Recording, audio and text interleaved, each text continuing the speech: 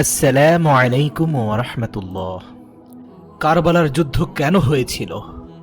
তৎকালীন শাসক ইয়াজিদ রাসূল সাল্লাল্লাহু আলাইহি ওয়াসাল্লামের আদরের নাতি ইমাম হুসাইন রাদিয়াল্লাহু তাআলা আনহুর উপরে কেন ক্ষিপ্ত ছিল? কেন তাকে হত্যার জন্য 22,000 বাহিনী পাঠিয়েছিল? আর কিভাবে শেরে খোদা হযরত আলীর সন্তান ইমাম হুসাইন রাদিয়াল্লাহু তাআলা আনহু একাই 22,000 সেনাদলের বিরুদ্ধে লড়াই করেছিলেন এবং হাজার হাজার সেনাকে নিহত করেছিলেন? আর শেষ পর্যন্ত জালিম শাসক ইয়াজিদের ভাগ্যে কি হয়েছিল? প্রিয় দর্শক, বিনীত অনুরোধ করছি এই ভিডিওটি শেষ পর্যন্ত দেখুন। হৃদয় অন্তরাত্মাকে ঈমানের স্বাদে প্রকম্পিত করুন। হযরত আমিরে মুয়াবিয়া রাদিয়াল্লাহু তাআলা আনহুর ইন্তেকালের পর তার পুত্র ইয়াজিদের কাছে খেলাফত চলে আসে। ইয়াজিদ খুবই জঘন্য শয়তান প্রকৃতির মানুষ ছিল। সারা রাত সে নারী নিয়ে জানাতে লিপ্ত থাকত আর মদ খেত।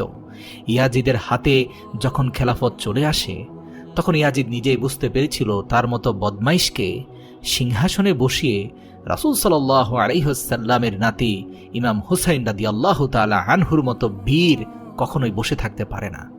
আর সে যেহেতু জানতো এই পৃথিবীতে তার একমাত্র শত্রু হচ্ছে শেরে খোদা হযরত আলী রাদিয়াল্লাহু তাআলা আনহুর পুত্র ইমাম হুসাইন রাদিয়াল্লাহু তাআলা আনহু, তাই সে ছলে বলে কৌশলে ইমাম হুসাইন রাদিয়াল্লাহু তাআলা আনহুকে হত্যা করার জন্য কৌশল অবলম্বন করতে লাগলো।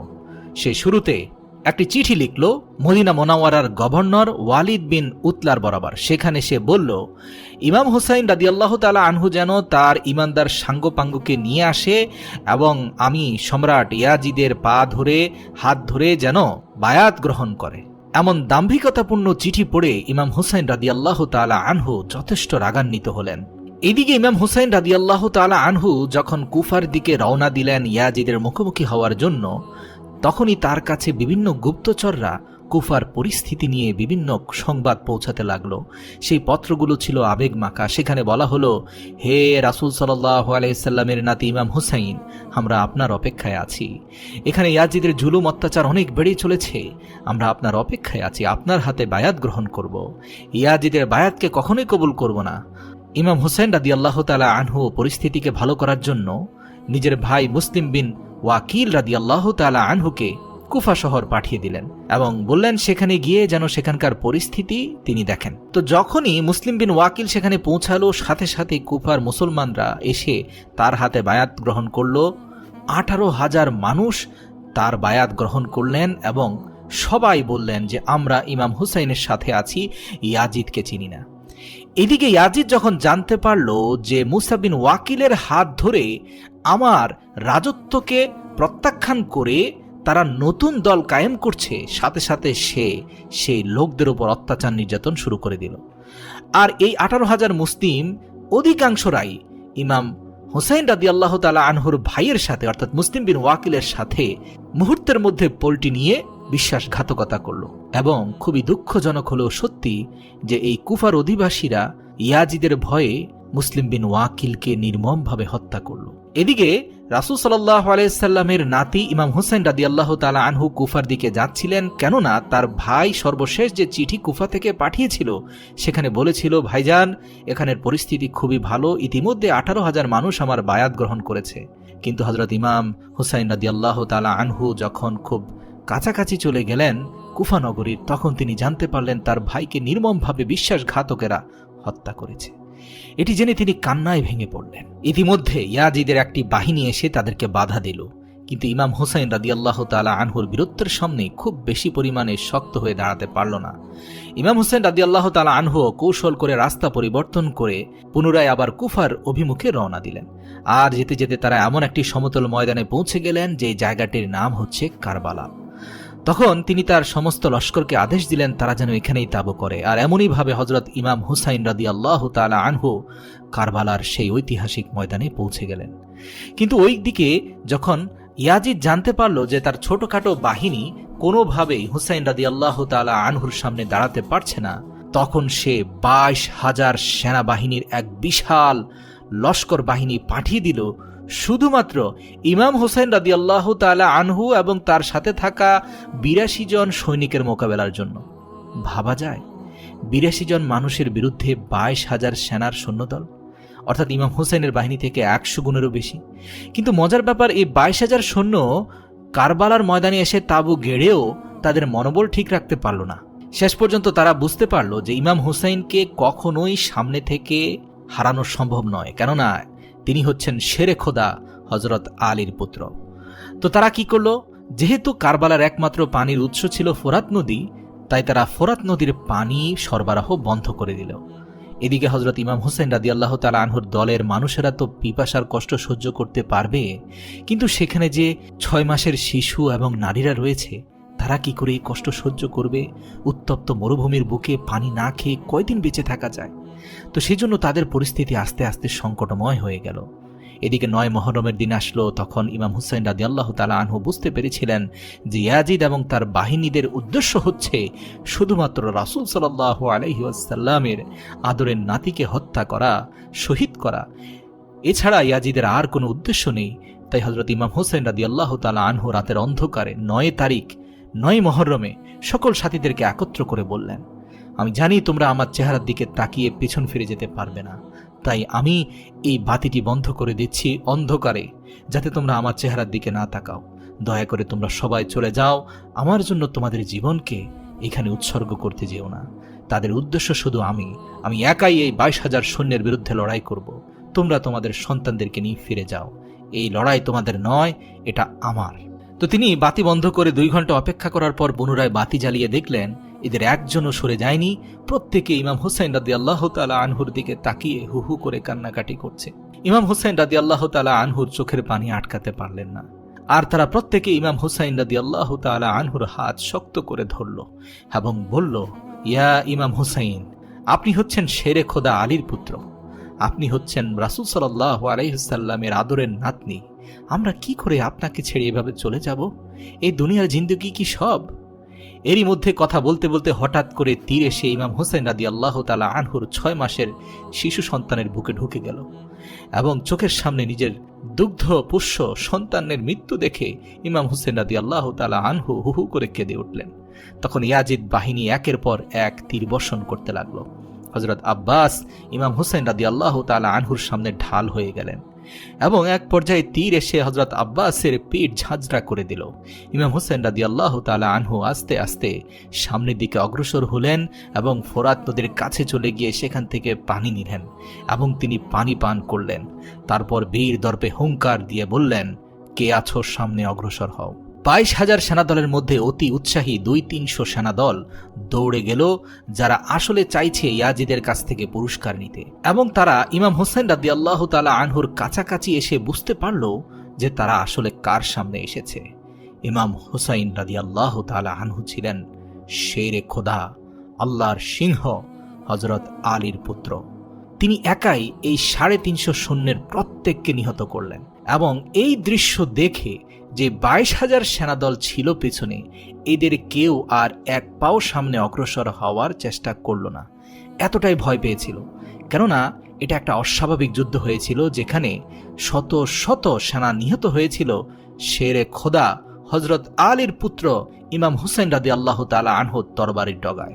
যখন ইয়াজিদের বাহিনী বুঝতে পারল কোনোভাবে ইমাম হুসাইনকে সামনে থেকে হারানো সম্ভব নয়, এমনকি তীর চালিয়েও নয়, তো ইয়াজিদের বাহিনী অপেক্ষায় ছিল কখন হুসাইন রাদিয়াল্লাহু তাআলা আনহু নামাজের জন্য দাঁড়ায়, কেননা তারা ভালো করে জানে রাসূলের নাতি কোনোভাবেই নামাজ মিস দিতে পারে না। অতঃপর সময় এসে গেল। আসরের সময় আসা মাত্র যুদ্ধের ময়দান থেকে একটু আড়ালে একটি গুহার পাথরের উপরে উঠে ইমাম হুসাইন রাদিয়াল্লাহু তাআলা আনহু আসরের সালাতের নিয়ত বাঁধলেন এবং কিছুক্ষণের মধ্যেই তিনি সিজদায় গেলেন। এইদিকে ইয়াজিদের বাহিনীর এক নিকৃষ্ট বীর যোদ্ধা, তার নাম ছিল শিমার বিল জসান, সে ইমাম হুসাইন রাদিয়াল্লাহু তাআলা আনহুর গর্দানের উপর সজোরে তরোয়াল দিয়ে আঘাত করে তার মাথাকে শরীর থেকে আলাদা করে দিল। ইন্না লিল্লাহি ওয়া ইন্না ইলাইহি রাজিউন। হযরত ইমাম হোসেনকে শহীদ করার পর ইয়াজিদের বাহিনী তার মাথা মোবারক নিয়ে সমস্ত কুফা শহরে ঘুরেছিল, নৃত্য করেছিল। তারা বলতে লাগলো, দেখ মুহাম্মদের আদরের নাতির মাথা দেখ, আমাদের কাছে মাথা নত না করলে তোদেরও পরিণতি এরকম হবে। তার মতো বীরের গর্দান নিয়ে এসেছি, তোদের গর্দান নিতে সময় লাগবে না। শেষ পর্যন্ত কারবালার এই দুঃখ ভরা যুদ্ধে ইমাম হুসাইনের বংশের মধ্যে শুধুমাত্র একজন ছেলে বেঁচে ছিল। তার নাম ছিল হযরতে জয়নুল আবেদিন। তারপর হযরত ইমাম হুসেন রাদিয়াল্লাহু তাআলা আনহুর ঘরের সমস্ত মেয়েদেরকে কয়েদি বানিয়ে নিকৃষ্টভাবে অপমান করে কুফার রাস্তায় হাঁটানো হয়েছিল। আর এই দৃশ্য দেখে কুফার মানুষদের অন্তরে প্রচণ্ড ঘৃণা জন্ম নিয়েছিল ইয়াজিদের ব্যাপারে। সবাই বলতে থাকলো, ঠিক আছে, বুঝতে পারলাম ইয়াজিদ তার ক্ষমতা টিকিয়ে রাখার জন্য ইমাম হুসেন রাদিয়াল্লাহু তাআলা আনহুকে শহীদ করেছে, কিন্তু রাসূল সাল্লাল্লাহু আলাইহি সাল্লামের বংশের নারীদের এ কেমন অপমান। কিন্তু মানুষ ছিল ভীত, কোনোভাবেই তারা ইয়াজিদের সামনে দাঁড়াতে পারছিল না। আর ইমাম হুসাইনকে শহীদ করার পর ইয়াজিদ ভেবেছিল এই পৃথিবীতে তার সামনে মাথা তুলে দাঁড়ানোর মতো আর কেউ নেই, আর সে কারণে সমস্ত পৃথিবী তার ভয়ে নতুন করে কেঁপে উঠবে। সে হুঙ্কার দিয়ে খুব জোরে সোরে ইমাম হুসেন রাদিয়াল্লাহু তাআলা আনহুর কেটে ফেলা মাথার উপরে আঘাত করে বলেছিল, কে আছে আমার সামনে দাঁড়াতে পারে? এই পৃথিবীর একচ্ছত্র অধিপতি হয়ে যাব আমি। প্রিয় দর্শক, এবার আপনাদেরকে জানাবো এই পৃথিবীর একচ্ছত্র অধিপতি ইয়াজিদের কি পরিণতি হয়েছিল। ইতিহাস বলে, যখন ইয়াজিদ ইমাম হুসাইন রাদিয়াল্লাহু তাআলা আনহুকে হত্যা করে ফেলল, তখন সে এটি ভাবছিল যে এমন অত্যাচারের পর আরবের সমস্ত মানুষ আজীবনের জন্য তার বায়াত কবুল করে নিবে, ভয়ে হোক, ইচ্ছায় হোক, অনিচ্ছায় হোক, যে কোনোভাবে তার সামনে মাথা নত করে রাখবে। কিন্তু ওই যে রাসূল সাল্লাল্লাহু আলাইহি সাল্লামের মেয়েদেরকে কুফার রাস্তা দিয়ে যখন বন্দি করে হেঁটে হেঁটে নিয়ে যাচ্ছিল, তাদেরকে ছড়ি মারছিল, অত্যাচার করছিল, রাসূল সাল্লাল্লাহু আলাইহি সাল্লামের বংশের মেয়েরা ছিল সম্মানিত নারী। তাদের মুখ দিয়ে তখন খুতবা বের হচ্ছিল। এই খুতবা শুনতে শুনতে মৃত মানুষগুলোর অন্তরে আবার ইমানি আত্মা জেগে উঠেছিল, সেটি আরেকবার নতুন করে জীবিত হতে লাগলো। আর এমনই ভাবে ইয়াজিদের বিরুদ্ধে সেদিন থেকে ক্ষুদ্র আকারে পুনরায় আবার আন্দোলন শুরু হলো। সেই নারীদের খুতবায় সবাই ভেবে উঠল, ইসলাম আল্লাহর মনোনীত দিন, মুহাম্মদ মুস্তাফা সাল্লাল্লাহু আলাইহি সাল্লাম আল্লাহর প্রেরিত রাসূল, আর নবীর বংশধর আল্লাহর সবচেয়ে প্রিয়। যে নবীর বংশের উপর জুলুম করছে তাকে বাদশাহ বলা সবচেয়ে বড় গুনাহ হবে। আর এজন্য মদিনাবাসীদের মধ্যে ইয়াজিদের বায়াত গ্রহণ করাকে অস্বীকার করল যারা বীর ইমানদার ছিল, যেটি দেখে ইয়াজিদ মদিনার উপরে আক্রমণ করে বসল। বলা হয়ে থাকে ইয়াজিদ 3 দিন পর্যন্ত মদিনার ভেতর লুটপাট করতে থাকে। এমনকি সে মসজিদে নববীতে নিজের ঘোড়াকে বেঁধে রেখেছিল, যেখানে আল্লাহর রাসূল নামাজ পড়াতেন। নাউযু বিল্লাহি মিন যালিক। আর আসহাবে রাসূলের সন্তানদের সঙ্গে যতটা পারত সে দুর্ব্যবহার এবং অত্যাচার করতে লাগলো। আর এই কারণে মক্কা থেকেও ইয়াজিদের বিরোধিতা প্রখর হতে লাগলো। কিন্তু তবুও ইয়াজিদ যেন থামার পাত্র নয়। যখন জানলো মদিনার পরে মক্কার লোকেরাও তার উপর ক্ষুব্ধ এবং তার বায়াত এখন আর গ্রহণ করতে চাচ্ছে না, কেননা ইমাম হুসাইনের কষ্ট বেদনা তাদেরকেও কাঁদাচ্ছে, এটা জানতে পেরে আবার ক্ষুব্ধ হয়ে মক্কাতেই আক্রমণ করে বসলো ইয়াজিদ। ইতিহাস থেকে জানা যায় সেই ঘটনাকে হীরার ঘটনা বলা হয়ে থাকে। ইয়াজিদ এমন এমন কাজ করেছিল মক্কা আক্রমণ করে, যা এই পৃথিবীর বুকে আর কেউ রাসূল সাল্লাল্লাহু আলাইহি সাল্লামের ওফাতের পরে করেছে কিনা সন্দেহ। যে দৃশ্যগুলো দেখে মক্কাবাসীরা সবাই ইয়াজিদকে লানত দিয়েছিল। সে মক্কা মুকাররমা আক্রমণের পর মক্কা শরীফের চারপাশে আগুন লাগিয়ে দিয়েছিল। খানায় কাবাতে আগুন জ্বলতে দেখে মানুষ প্রচন্ড মাত্রায় তার উপর ক্ষুব্ধ হয়ে ওঠে। যেদিন মক্কার চারপাশের গিলাফে ইয়াজিদ আগুন দিয়েছিল, সে আগুন খুব বেশিক্ষণ দীর্ঘস্থায়ী হয়নি। হঠাৎ করে দৌড়ে এসে মানুষজন পানি দিয়ে সে আগুন নিভিয়ে দেয়। মজার ব্যাপার, মক্কা মুকাররমার গিলাফে কোনো প্রকার ক্ষতি হয়নি, সেখানে কোনো কিছু পড়া যায়নি, কিন্তু দীর্ঘক্ষণ আগুন জ্বলে পরে নিভে গিয়েছিল। কিন্তু যখন থেকে আগুন নিভে যায় তারপর থেকে ইয়াজিদের পেটে আগুন জ্বলতে থাকে। অর্থাৎ ইয়াজিদ ভয়ঙ্কর রকমের এক রোগে আক্রান্ত হয়ে যায়। সেই রোগটা ছিল এত মারাত্মক যে সারাক্ষণ শুধু ইয়াজিদের পিপাসা লাগতো। সে পিপাসায় অস্থির হয়ে যেত, শুধু বলতো, পানি দাও, পানি দাও, আমাকে পানি দাও। আর যখনই সে পিপাসার্ত কুকুরের মতো পানি পান করার জন্য উদ্গ্রীব হয়ে পানি পান করত, সাথে সাথে এই পানি তার পেটে গিয়ে তার নাড়ি ভুঁড়িকে জ্বালিয়ে দিত। যতক্ষণ পর্যন্ত না তার প্রস্রাব হতো ততক্ষণ পর্যন্ত এই পানি পেটের মধ্যে কাবা শরীফের গিলাফের আগুনের মতো জ্বলতে থাকত। তার সাম্রাজ্যের বড় বড় হাকিমরা পর্যন্ত পেরেশান হয়ে গিয়েছিল যে তাদের মহারাজের কি এমন রোগ হলো যে এই রোগটা সারাক্ষণ শুধু পেটের মধ্যে জ্বলতে থাকে। এদিকে পানির পিপাসা ছাড়া সে বাঁচেও না, আর পানি খেয়ে শুধু পেটের যন্ত্রণায় ভুগতে থাকে। এমন কোনো রাত ছিল না যে রাজ দরবারের মানুষরা শান্তিতে ঘুমাতে পারত, কেননা সারা রাত ইয়াজিদ চিৎকার চেঁচামেচি করত, কষ্ট যন্ত্রণা সহ্য করতে না পেরে দেয়ালের সাথে নিজের মাথা বাড়ি দিত। মানুষ তার এমন অবস্থা দেখে বলতে লাগলো, এই আজাব হুসাইন ইবনে আলীকে পিপাসিত রাখার জন্য এসেছে। দেখ এই সময়ের বাদশা, আজ তোর কি পরিণতি। এক বিন্দু পানির জন্য ছটপট করিস, আর সেই পানি খেয়ে পেটকে পুড়ে ফেলিস, অথচ রাসূল সাল্লাল্লাহু আলাইহি ওয়াসাল্লামের আদরের নাতি ইমাম হুসাইন এক ফোঁটা পানি তোদের কাছে চেয়েছিল, তোরা দিসনি। এর মধ্যে ইয়াজিদের পরিস্থিতি ভয়াবহ হয়ে গেল। তার শরীরে কোনো মাংস বলতে কিছুই ছিল না, শুধু হাড্ডিসার একটা কঙ্কাল হয়ে গিয়েছিল। একদিন সে তার সন্তানকে ডেকে বলল, হে প্রাণের সন্তান, তোমাকে বড়ই ভালোবাসি, আমি চলে যাচ্ছি, চলে তো যেতেই হবে, এরপর এই সিংহাসনকে তুমি দেখভাল করবে। এটি শুনে ইয়াজিদের পুত্র খুব ঘৃণার স্বরে বলল, এই সিংহাসনে হুসাইন ইবনে আলীর রক্ত লেগে আছে, আপনি ভাবছেন আমি এই সিংহাসনে বসবো? লানত আপনার সিংহাসনের উপর। পিতা হিসাবে যতদিন আপনি বেঁচে ছিলেন ততদিন আপনার উপরে আপনার খেদমত করা আমার জন্য ফরজ ছিল, এমনকি আপনি বেঈমান হলেও সেটা ফরজ ছিল, সেটা আমি পালন করেছি। কিন্তু মানুষ হিসাবে আমি আপনাকে অনেক ঘৃণা করি। পৃথিবীর একমাত্র সন্তান আমি যে পিতার রাজ্যকে ঘৃণা ভরে প্রত্যাখ্যান করলাম। এ কথা শুনে ইয়াজিদ পাগলের মতো হয়ে গেল। এক পর্যায়ে ইয়াজিদ সারাক্ষণ শুধু একটি পাথরের দিকে তাকিয়ে থাকত।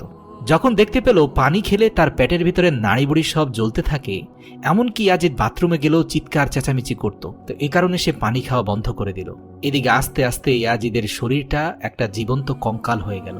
পিপাসার জন্য ছটপট করত, এর জন্য মাঝে মাঝে তাকে নেশাদ্রব্য দেয়া হতো। সারা রাত সে নেশা করত এবং তার নিজের সাথে একটি তার পোষ্য বানর ছিল। এক পর্যায়ে সেই বানরটি তাকে ছেড়ে জঙ্গলে চলে যায়। তখন সিপাহীরা বলল, হে মহারাজ, আপনিও না হয় জঙ্গলে গিয়ে সে বানরটাকে খুঁজুন। আসলে রাজ্যের সকল মানুষ এতটা বিরক্ত হয়ে গিয়েছিল, কেননা এদিকে আমিরের হুকুম পালন করতে হবে আর ওইদিকে আমিরের চিৎকার চেঁচামেচিতে তারা রাতে ঘুমোতে পারছিল না, তারাও অসুস্থ হয়ে যাচ্ছিল। তারা চাচ্ছিল কোনোভাবে ইয়াজিদ এই পৃথিবী থেকে বিদায় নিক, তাদেরকে স্বস্তি দিক। তাই সিপাহীরা কৌশল করে বলল, ইয়াজিদ, আপনি না হয় ঘোড়া নিয়ে আমাদের সাথে চলুন, আমরা জঙ্গল থেকে বানরটা খুঁজে বের করি। ইয়াজিদ রাজি হয়ে গেল, কেননা সে চাচ্ছিল কোনো না কোনোভাবে তার যন্ত্রণা সে ভুলে থাকতে। তো ইয়াজিদ তার সবচেয়ে প্রিয় ঘোড়াটিতে উঠল। মজার ব্যাপার, এটি ছিল ইমাম হুসাইন রাদিয়াল্লাহু তাআলা আনহুর ঘোড়া। ইমাম হুসাইন রাদিয়াল্লাহু তাআলা আনহুর শরীর থেকে গর্দানকে আলাদা করার পর তার ঘোড়াটি কেড়ে এনে সীমার ইয়াজিদের হাতে তুলে দেয়। তারপর থেকে সেই ঘোড়াতেই চলাফেরা করত ইয়াজিদ। অতঃপর সেই ঘোড়ায় চড়ে যখন জঙ্গলের দিকে যাচ্ছিল, হঠাৎ করে ঘোড়াটি একটি ডিগবাজি দিয়ে ইয়াজিদকে মাটিতে ফেলে দেয়। কিন্তু মজার ব্যাপার, ইয়াজিদের পায়ের মধ্যে ঘোড়ার একটি রশি খুব শক্তভাবে বাঁধা ছিল, আর যেহেতু ঘোড়া কোনোভাবেই তার দৌড় থামাচ্ছিল না, এর ফলে পড়ে যাওয়া ইয়াজিদ মাটির সাথে ঘর্ষণ খেতে খেতে ছেঁচড়ে মেচড়ে চলে গেল। এমনকি পাথরের উপরে এমন পরিস্থিতি হলো যে ইয়াজিদের হাত ৮-১০ টুকরো হয়ে বিভিন্ন স্থানে রয়ে গেল। মাথাটা ঘর্ষণের ফলে এমন পরিস্থিতি হয়েছিল যে পরবর্তীতে তার দিকে তাকিয়ে ঠিক বোঝা যাচ্ছিল না যে মাথার কোন দিকে নাক এবং মুখ রয়েছে আর কোন দিকে চুল রয়েছে। কিন্তু সেই ঘোড়া কোনোভাবে তার দৌড় থামালো না। ইতিহাসের পাতা থেকে জানা যায়, ইয়াজিদের সিপাহীরা যখন ইয়াজিদের লাশকে দেখেছিল, তখন তারা নিজের মুখেই বলতে লাগলো, হুসাইন ইবনে আলীর রক্তের আসল সাজা এটি। আর এমনই করে পৃথিবীর ইতিহাসের সবচেয়ে নিকৃষ্ট শাসকের মৃত্যু হয়ে গেল। মজার ব্যাপার, এই ইয়াজিদের কবর কোথায় আছে, মৃত্যুর পর তার লাশের সাথে কি হয়েছিল নাকি কাকে খেয়েছিল, এর কোনো হদিস পাওয়া যায় না। বলা হয়ে থাকে সিরিয়ার দামেস্কের মাদুলের রাস্তাঘাটের কোথাও না কোথাও ইয়াজিদের লাশের খণ্ডাংশগুলো ছড়িয়ে ছিটিয়ে রয়েছে, কিন্তু নির্দিষ্ট কোনো কবর নেই। আর এদিকে আল্লাহর সিংহ হযরত আলী রাদিয়াল্লাহু তাআলা আনহুর সন্তান ইমাম হুসাইন রাদিয়াল্লাহু তাআলা আনহুর কবর কারবালাতে আজও চমকাচ্ছে। আজও সেখানে উজ্জ্বল প্রদীপের মতো সেই কবর দেখা যাচ্ছে। মানুষ সম্মানের সাথে সেদিকে তাকায়। আজও ইমাম হুসাইনের বীরত্ব পৃথিবীর সকল বীরদের কাছে এক আদর্শ হয়ে আছে। পৃথিবীর সকল সেনানায়করা ইমাম হুসাইনকে নিজের আদর্শ ভাবে। মনে রাখবেন, শক্তির জোরে কুফুরের শাসন প্রতিষ্ঠিত হতে পারে, কিন্তু এই জুলুমের শাসন কখনোই দীর্ঘস্থায়ী হয় না। আর আল্লাহ ইয়াজিদের মৃত্যুতে এই বার্তা পাঠিয়ে দিলেন যে এই জমিনে যে বেশি জুলুম করবে তার পরিণতি ইয়াজিদের মতোই করুণ হবে।